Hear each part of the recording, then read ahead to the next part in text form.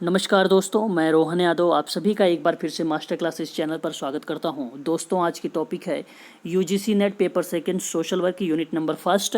और unit number first के अंतर्गत दोस्तों आज मैं आप लोगों से अध्ययन करूंगा समाज कार्य अभ्यास का बदलता हुआ प्रसंग। और इसके अंतर्गत दोस्तों चर्चा करूंगा समाज कार्य अभ्यास से संबंधित नवीन दृष्टिकोणों पर, प्रवृत्तियां पर और चुनौतियों पर। यहाँ से दोस्तों NTA UGC net applied questions पूछता है।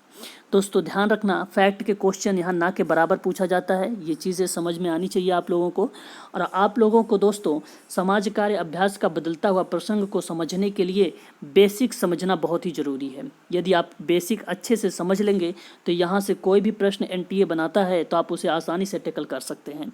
दोस्तों याद रखना कि समाज कार्य अभ्यास का बदलता हुआ प्रसंग में किसी भी उपभोक्ता को किसी भी प्रकार का नुकसान तब हो सकता है जब किसी भी विद्यार्थी से किसी भी प्रकार का महंगा नुकसान हो जाता है। विद्यार्थी की गलतियों का उपभोक्ता पर तभी प्रभाव पड़ सकता है जब विद्यार्थी के द्वारा उससे खुलकर बातचीत की जाए और किसी भी प्रकार की बात का छुपाया ना जाए। ये चीज़ें ध्यान में रखना। विद्यार्थी को समाज कार्यकर्ता इसके बारे में जानकारी भी प्रदान करता है। तो दोस्तों किसके माध्यम से? ये समाज कार्य अभ्यास का बदलता हुआ प्रसंग में और समाज कार्य के अभ्यास से संबंधित जो नवीन दृष्टिकोण हैं अब मैं आप लोगों से चर्चा करूंगा। आप लोग कॉपी पेन साथ में रखिए, साथ ही साथ नोट डाउन भी करते चलिए। इसमें सबसे वेरी मोस्ट इंपॉर्टेंट पॉइंट आता है दोस्तों एक एजेंसी का संगठन। नोट डाउन करते चलिए दोस्तों। यदि आप लोगों को वीडियो पसंद आती है तो तुरंत इसे लाइक भी कर सकते हैं दोस्तों। एजेंसी का संगठन का मतलब है दोस्तों यहाँ संगठन को एक दूसरे संगठन की जो अपेक्षा होती है वे पूर्णतः भिन्न होती है। संगठन से विद्यार्थी भी कुछ अपेक्षाएं रखता है और विद्यार्थी के द्वारा जो विचार दर्शन होता है उद्देश्य संगठन के मूल्यों और संसाधनों के अंतर्गत कार्य किया जाता है। अच्छी सेवाएं प्रदान करने की जानकारी होना अति आवश्यक होता है दोस्तों समाज कार्य अभ्यास की बदलता हुआ प्रसंग में, जिससे संबंधित ये एक नवीन दृष्टिकोण के रूप में जाना जाता है।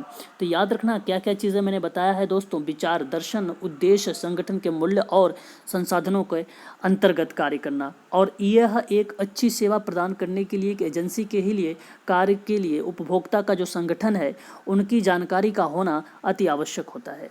ये चीज़ें ध्यान में रखना। किसी भी एजेंसी के संगठन में लाभ यदि ज़्यादा दिखाई देता है और वेतन भी ज़्यादा होता है तो वहाँ कार्य करने की जो क्षमता भी ज़्यादा भी दिखती है। तो ये चीज़ें भी आपको पता होना चाहिए। मैंने आप लोगों से कई बार बता चुका हूँ दोस्तों केस वर्क क्या है और ग्रुप वर्क क्या है, कम्युनिटी वर्क क्या है। और ये तीनों दोस्तों प्राथमिक प्रणाली के अंतर्गत आते हैं। और इसी के अंतर्गत दोस्तों एक चीज़ मैं बताता हूँ आप लोगों को, व्यक्तियों है। आप लोग नोट डाउन कर सकते हैं दोस्तों दूसरी पॉइंट के तहत कि व्यक्तियों और परिवारों के साथ अभ्यास यानी प्रैक्टिकम। तो दोस्तों प्रैक्टिकम अगर क्वेश्चंस आता है प्रैक्टिकम करके तो भी आप कंफ्यूज ना हो। इसका मतलब ही होता है दोस्तों अभ्यास, ठीक है, क्षेत्र कार्य अभ्यास या प्रैक्टिकम। दोस्तों मैंने अभी भी बोला है आप लोगों से कि व्यक्तियों और परिवारों के साथ अभ्यास, तो इस ये जो होता है दोस्तों सूक्ष्म समाज कार्य होता है। अब क्वेश्चंस बनता है यहाँ से कि बताइए परिवार और व्यक्तियों के साथ अभ्यास कार्य का करना कौन से समाज कार्य के तहत आता है? क्या अर्ध समाज कार्य आएगा, क्या सूक्ष्म समाज कार्य आएगा, क्या संपूर्ण समाज कार्य आएगा, इस तरीके से दोस्तों क्या बृहद समाज कार्य आएगा? इस तरीके से चार ऑप्शन आप लोगों को मिलेगा देखने को। तो याद रखना दोस्तों कि जब व्यक्तियों और परिवारों के साथ प्रैक्टिकम की बात होगी तो ये सूक्ष्म समाज कार्य आएगा। ये चीज़ें नोट डाउन कर लीजिए आप लोग, ठीक है। वेरी मोस्ट इंपॉर्टेंट चीज़ें हैं ये। तो अब मैं बता दूं आप लोगों से कि व्यक्तियों और परिवारों के साथ प्रैक्टिकम और अभ्यास यानी सूक्ष्म समाज कार्य किस तरीके से किया जाता है। तो ध्यान देना दोस्तों, कौशलों तथा तकनीकों का विकास व प्रणालियों के सिद्धांतों की जानकारी होना अपेक्षित है, जैसा कि अनुभूति का पता लगाना, लक्ष्य निर्धारित, समस्या, उपयुक्त उपचार व्यवहार, अनुप्रयोग और समापन सिद्धांतों और व्यवहार के कार्यनीति को एकीकृत करने के लिए कार्य क्षेत्र के दौरान अपेक्षित ठोस विचारधारा का बोध बेहतर हो जाता है, और ये तभी सफल होता है जब हम व्यक्तियों और परिवारों के साथ एक अभ्यास सूक्ष्म समाज कार्य के माध्यम से करते हैं तभी। तो ये चीज़ें आप लोग ध्यान में रखना। नेक्स्ट पॉइंट मैं बोलता हूँ, आप लोग उसे भी नोट डाउन कर सकते हैं दोस्तों। जैसे कि एक चीज़ और बता दूँ मैं आप लोगों को कि व्यक्तियों और परिवारों के साथ जब अभ्यास करोगे तो उसमें प्रशासनिक, व्यावसायिक और अंतर व्यक्तिक कौशलों का थोड़ा सा समाज कार्य करने से जो सीखा जाता है वो चीज़ें बेहतर होनी चाहिए, क्योंकि इसमें उपचार, व्यवहार और अनुप्रयोग और समापन सिद्धांतों और उसके व्यवहार कार्य नीतियों को एकीकृत करने के लिए जो कार्यक्षेत्र के दौरान अपेक्षित ठोस विचारधारा होता है वो बोध करता है बेहतर होने करने के लिए। ठीक है, तो ये चीज़ें अंडरस्टैंडिंग बनाती है समझ को बेहतर।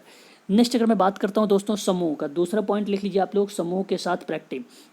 तो अगर मैंने आप लोगों को बताया कि जब व्यक्तिक और परिवार के साथ अभ्यास किया जाएगा तो वो सूक्ष्म समाज कार्य होगा, जब समूह के साथ आप प्रैक्टिस करोगे या अभ्यास करोगे तो वो किसके अंतर्गत आएगा, किस समाज कार्य के अंतर्गत आएगा। तो ये चीज़ें नोट डाउन कर लीजिए। ये आता है अर्ध समाज कार्य। ठीक है, अर्ध समाज कार्य, ये चीज़ें नोट डाउन करते चलिए। क्वेश्चंस बनते हैं दोस्तों ऐसे ही कि अर्ध समाज कार्य और सूक्ष्म समाज कार्य क्या चीज़ है, और बेसिकली मैंने आप लोगों को सूक्ष्म समाज कार्य के बारे में अच्छे से कॉन्सेप्ट समझा चुका हूँ। समूहों के साथ मैं आप लोगों को बता दूं दोस्तों कि जो समूह के साथ अभ्यास होता है अर्ध समाज कार्य, वो अंतःक्षेप लागत और प्रभावी समय, ऊर्जा और कौशलों का जो प्रयोग होता है ये समूह के साथ ही प्रयोग किया जाता है। ये चीज़ें ध्यान रखना। इसमें बेसिकली क्या होता है दोस्तों, संचार, शिक्षा, मध्यस्थता। अब मैंने बात किया है मध्यस्थता, तो हिंदी थोड़ी सी दोस्तों अगर टफ मिलती है तो आप लोग मुझे कमेंट करके बता सकते हैं या पूछ सकते हैं। यदि हिंदी टफ है तो मैं आपको ईजी करके बताऊँगा। मध्यस्थता का मतलब होता है उपचार। ठीक है दोस्तों, ये चीज़ें ध्यान में रखना आप लोग। उपचार व बातचीत समूह कार्य की पूरी तरह से उपयोगी होते हैं। ये चीज़ें आपको समझ में आ गया होगा दोस्तों। ठीक है, यदि नहीं समझ में आया तो कमेंट करना, तो इससे भी सरल तरीके से मैं समझा सकता हूँ आप लोगों को। किसी भी सामाजिक कार्यकर्ता ने अगर जब समूह के साथ प्रैक्टिस करता है, अभ्यास करता है, तो सामाजिक कार्यकर्ता उसमें सामूहिक रूप से कार्य करते समय वो शिक्षा और चिकित्सा के क्षेत्र में समूह के रूप में कार्य कर सकता है। बेसिकली दोस्तों समाज कार्य के जो कार्यकर्ता को कुशलता का प्रयोग समूहों का आयोजन करने के लिए किया जाता है, तो उसमें समूह का निरीक्षण करना वेरी वेरी मोस्ट इम्पॉर्टेंट, और विद्यार्थी के अंदर कुशलता जागृत करना, और यह उस कुशलता के लिए कार्यस्थल पर पर्यवेक्षकों द्वारा काफ़ी सिद्ध उपयोगी हो जाता है जब हम समूहों के साथ अभ्यास कार्य करते हैं या अर्ध समाज कार्य करते हैं। तो इसके अंतर्गत कई भी ऐसे मॉडल्स आए हैं, लेकिन मॉडलों से क्वेश्चंस नहीं पूछा जाता है। आप सबको पता भी होगा मॉडल्स क्या क्या होते हैं। जैसे सामाजिक लक्ष्य मॉडल होता है, ये उसमें मॉडल्स में क्या होता है कि समस्या केंद्रित होती है और लक्ष्यों पर आधारित होता है। ये पहली इसके अंतर्गत पॉइंट लिख सकते हैं।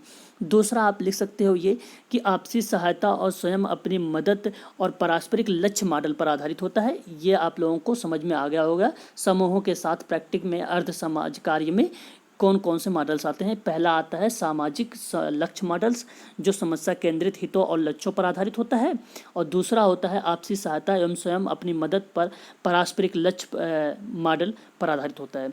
वहीं अगर मैं तीसरे की बात कर रहा था तो ये होता है दोस्तों औपचारिक लक्ष्य मॉडल, जो समूह के पारस्परिक क्रिया पर परिवर्तन करने पर आधारित होता है। ठीक है, अब इसमें मतलब ये होता है कि बच्चों के साथ गंदा व्यवहार या आपराधिक समूह या मनोचिकित्सक या वैवाहिक चिकित्सा या भावनात्मक धक्के से जीवित बच गए, तो ये सभी चीज़ें एक उदाहरण के रूप में देखा जाता है औपचारिक लक्ष्य मॉडल का समूह पारस्परिक क्रिया के अंतर्गत।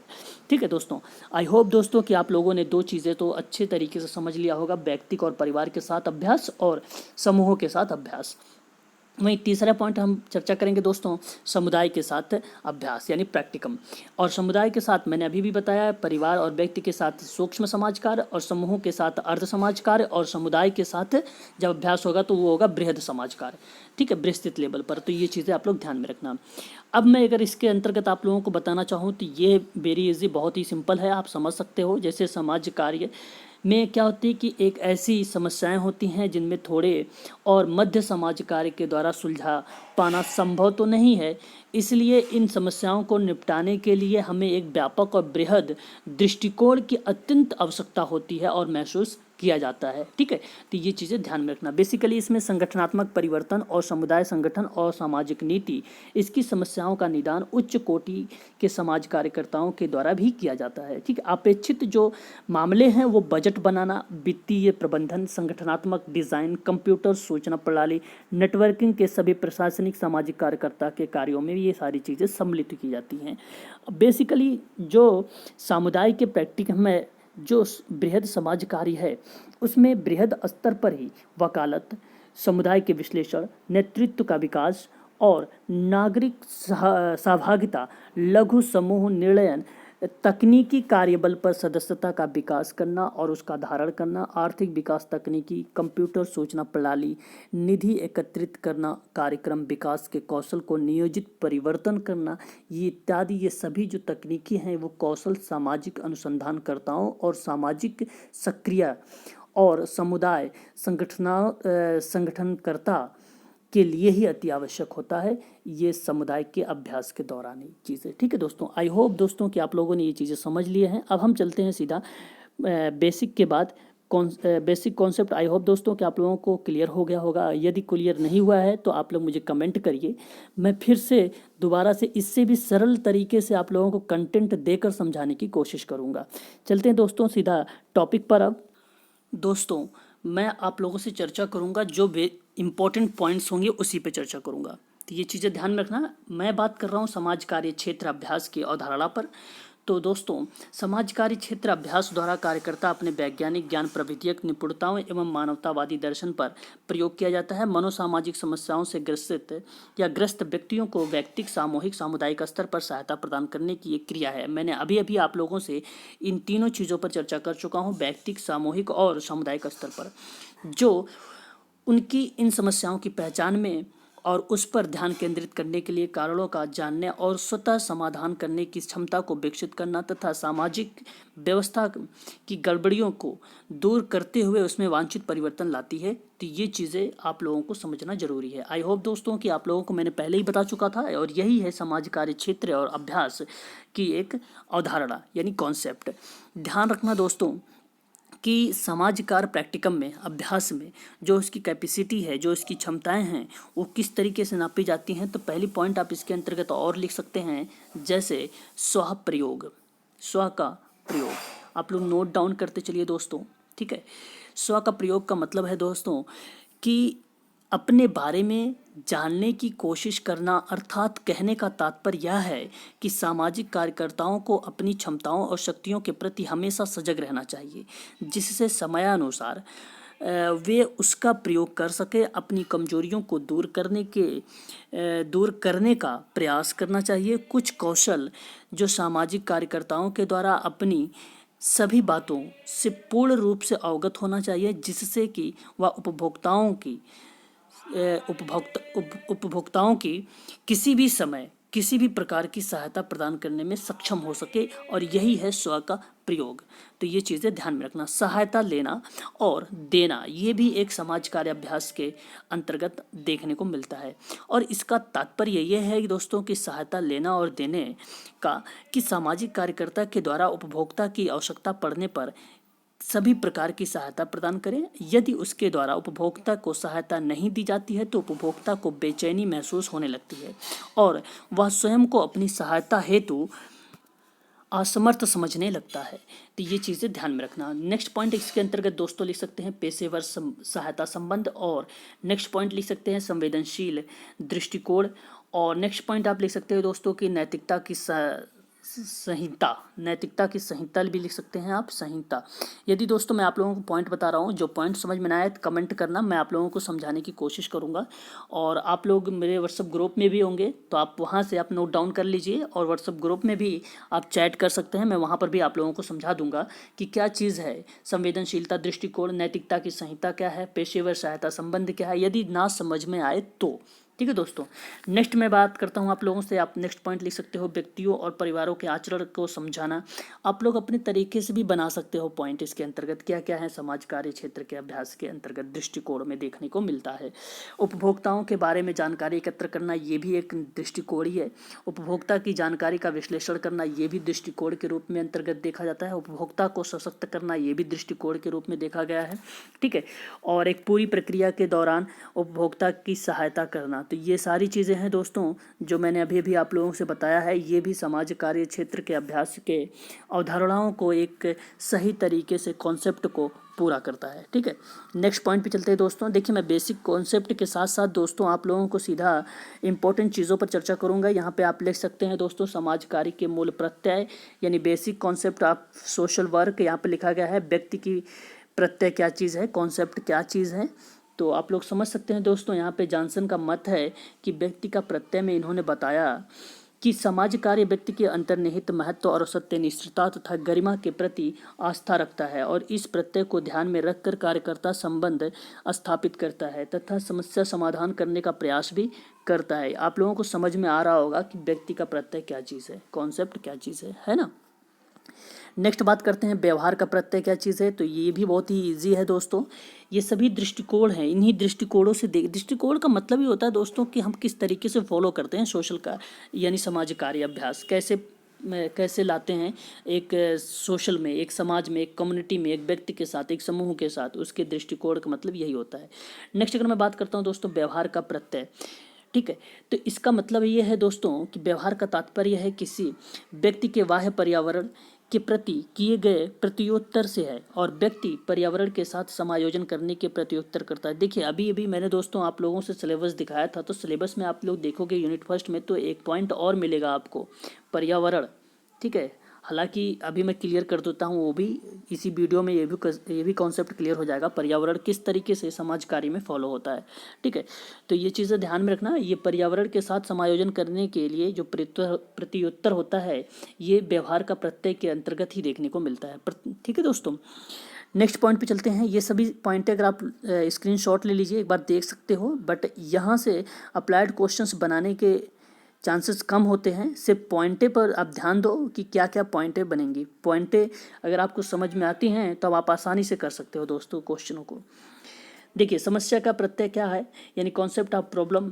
जब एक व्यक्ति पहले से ही सीखी हुई आदतों और संप्रेरणाओं का मतलब मोटिवेशन आप समझो, और मूल्यों की सहायता से उद्देश्य पर पहुंच नहीं पाता है, तब समस्या की स्थिति उत्पन्न होती है। और समस्या उस संयम भी उत्पन्न होती है जब व्यक्ति के उद्देश्य तो रखता है परंतु यह नहीं जानता है कि उस उद्देश्य को कैसे प्राप्त किया जाए। ठीक है, तो ये चीज़ें हैं समस्या से रिलेटेड।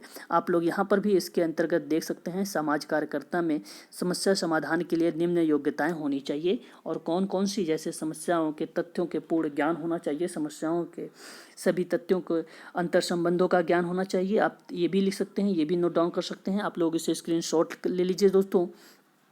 नेक्स्ट आप लिख सकते हैं संबंध का प्रत्यय। ठीक है, तो ये सारी चीज़ें, भूमिका का प्रत्यय लिख सकते हैं और अहम का प्रत्यय भी नोट डाउन कर सकते हैं। अनुकूलन का प्रत्यय, ये सभी मैं पॉइंटें बता रहा हूँ दोस्तों, समाज कार्य में किस तरीके से अभ्यास किया जाता है, तो ये चीज़ें आप लोग नोट डाउन कर सकते हैं। ठीक है ना। और नेक्स्ट पॉइंट है समाज कार्य के मौलिक मूल्य क्या चीज़ें हैं, यानी basic values of social work क्या है। मैंने मूल्यों के बारे में आप लोगों को वीडियो में बता चुका हूं, आप लोग वहां से जाकर देख सकते हैं। इन सभी जो 10 पॉइंट्स हैं कॉज के अनुसार समाज कार्य के जो प्राथमिक मूल्य हैं, मैंने सभी बता चुका हूं आप लोगों को। अगर आप लोगों ने नहीं देखा है तो ये जाकर दोस्तों मेरे चैनल पर विजिट करो, वहाँ से देख सकते हो। और ये टॉपिक इंपॉर्टेंट है, यहाँ आप लोग इसे नोट डाउन कर लीजिए।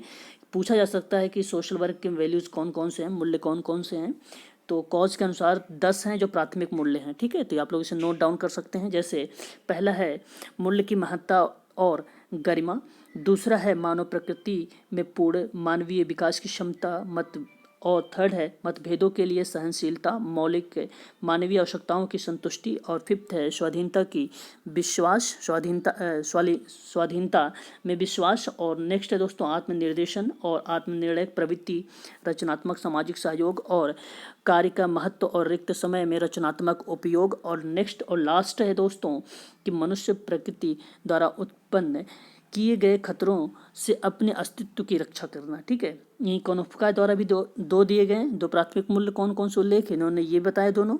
ठीक है, तो बेसिकली पूछा जा सकता है तो दोस्तों सिर्फ कॉस्ट के अनुसार ही पूछा जाएगा। तो ये वैल्यूज़ हैं सोशल वर्क के, आप लोग इसे नोट डाउन कर सकते हैं। ठीक है दोस्तों, समाज कार्य अभ्यास के दृष्टिकोण में ये very very most important point है, इसे आप लोग नोट डाउन कर सकते हैं कि समाज कार्य के साथ या समाज कार्य क्षेत्र अभ्यास में विश्वव्यापी और राष्ट्रीय परिदृश्य में किस तरीके से IFSW यानी इंटरनेशनल फेडरेशन सोशल वर्क, यहाँ पर कहा जा रहा है कि अंतर्राष्ट्रीय सन 2004 में अंतर्राष्ट्रीय सामाजिक कार्यकर्ता संघ और अंतर्राष्ट्रीय समाज कार्य स्कूल संघ, यानी इसको इन शॉर्ट फॉर्म में बोला जाता है IASSW। फुल फॉर्म पूछा जा सकता है, आप लोग नोट डाउन कर सकते हैं IASSW, IFSW। ठीक है दोस्तों, ये चीज़ें आप नोट डाउन कर सकते हैं। और नेक्स्ट है दोस्तों, इसमें समाज कार्य अभ्यास की शिक्षा और प्रशिक्षण के लिए अपनी विश्वव्यापी मानदंड यानी मानक प्रकाशित किया गया, जिसमें CU पाल और जॉनसन 2005 में इन्होंने एक विस्तृत और सुविचारित रूप से निर्मित एक दस्तावेज के हिस्सों के रूप में लेखकों ने क्षेत्र शिक्षा के लिए एक विशिष्ट सिफारिश तैयार की थी। तो ये चीज़ें ध्यान में रखना दोस्तों। और कौन कौन सी सिफारिशें थी, आप लोग इसे चाहो तो स्क्रीनशॉट ले लो या इसे नोट डाउन कर लेना है। ये भी दोस्तों तीनों जो है IMP हैं। ज़्यादा लंबी वीडियोस बन जाएगी दोस्तों, इसलिए मैं पढ़ नहीं रहा हूँ, आप लोग इसे स्क्रीनशॉट लेकर देख सकते हैं एक बार। अगर नहीं समझ में आ रहा तो आप लोग दोस्तों मुझे व्हाट्सएप ग्रुप में चैट कर सकते हैं, मैं आप लोगों को इस समस्या का समाधान अवश्य करूँगा। दोस्तों, जब कभी समाज कार्य पर्यवेक्षण के प्रारूप और पद्धतियों पर बारे में चर्चा की जाएगी, तो आप लोग दोस्तों इन चीज़ों पर फोकस करना कि समाज कार्य पर्यवेक्षण के प्रारूप और पद्धतियाँ क्या क्या चीज़ें हैं। दोस्तों, मैं बात कर रहा हूँ आपको समाज कार्य में बदलता हुआ क्या प्रारूप है, उसके क्या दृष्टिकोण हैं, क्या चुनौतियाँ हैं, क्या उसकी समस्याएं हैं। तो आप लोग दोस्तों एक पॉइंट इसके अंतर्गत नोट डाउन कर लीजिए, सामाजिक विकास। इसी के अंतर्गत आता है दोस्तों सामाजिक विकास, उपागम में चुनौतियाँ। ठीक है, ये नोट डाउन कर लीजिए। इसके अंतर्गत दोस्तों समझना एक बार, अगर आप लोग नोट डाउन करना चाहते हैं तो नोट डाउन भी कर सकते हो। जैसे कि दोस्तों इसके अंतर्गत ये देखने को मिलता है कि सामाजिक विकास सरोकार, ठीक है, सरोकारों पर विचार करने में आने वाली जो कठिनाइयाँ होती हैं उसको स्कोलनिक, ठीक है, स्कोलनिक के द्वारा ही पूर्ण रूप से उल्लेखित किया गया है। अब दोस्तों ध्यान रखना कि अभ्यास पर कम ध्यान देने का जो मूल्य कारण है वो सामाजिक समस्याओं के सामाजिक, राजनीतिक और उसी के संदर्भ में ज़्यादा ध्यान केंद्रित करना होता है। और स्कोलेनिक का कहना है कि व्यक्तियों को समाज में बदलने की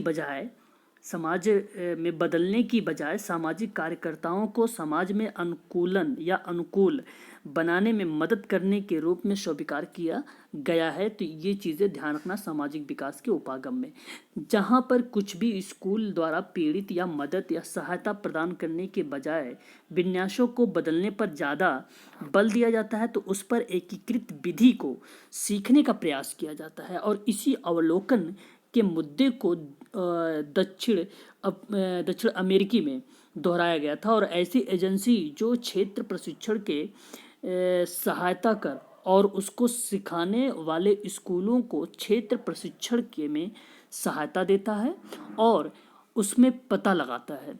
काफ़ी गंभीर समस्या अगर होती है तो वहाँ पर सामाजिक कार्यकर्ता उस समस्या का समाधान करता है और उससे समाज की मुख्य धारा से जोड़ता है।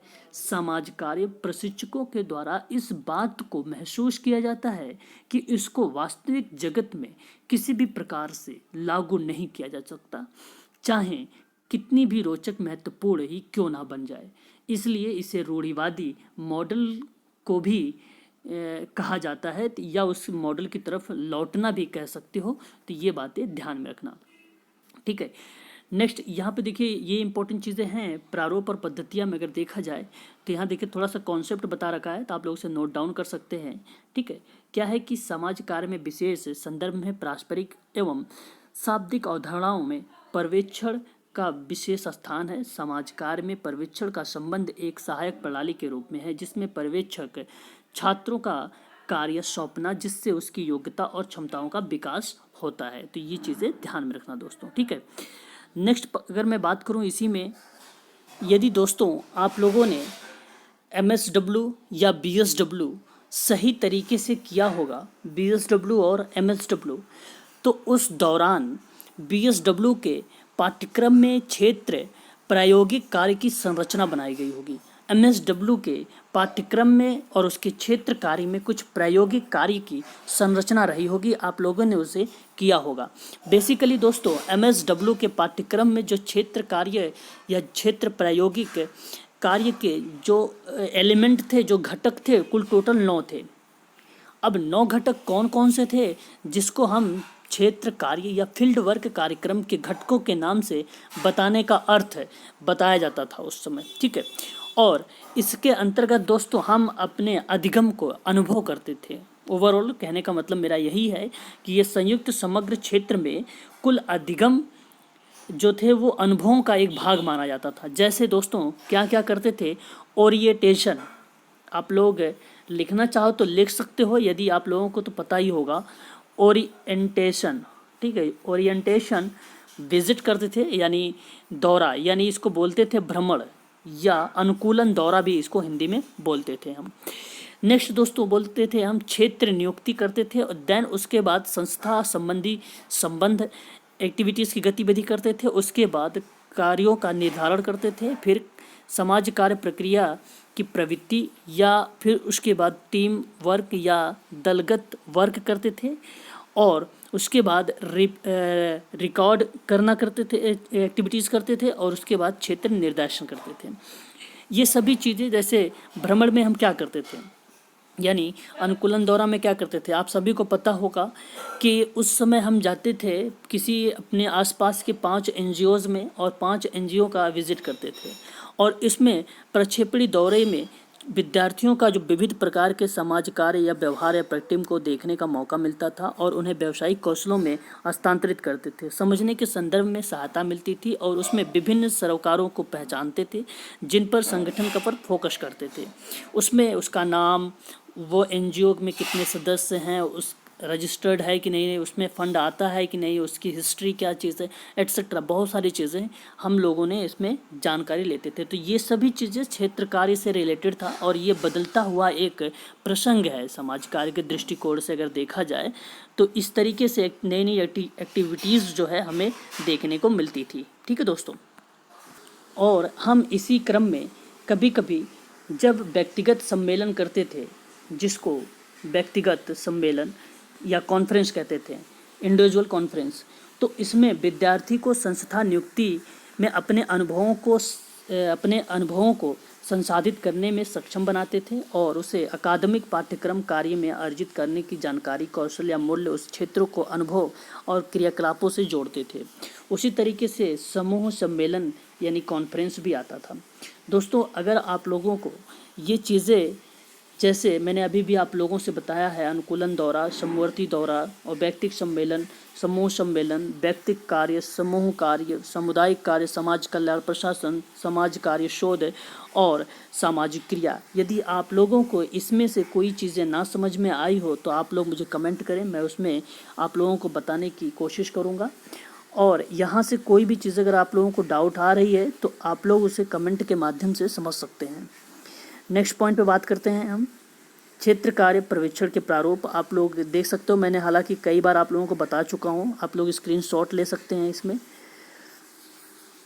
दोस्तों अगर आप लोगों को वीडियो समझ आई है तो इसे लाइक ज़रूर करना, अपने दोस्तों में भी शेयर कर देना, और हाँ कोई डाउट है दोस्तों कमेंट करना, या हमारे व्हाट्सएप ग्रुप से ज्वाइन हो जाइए।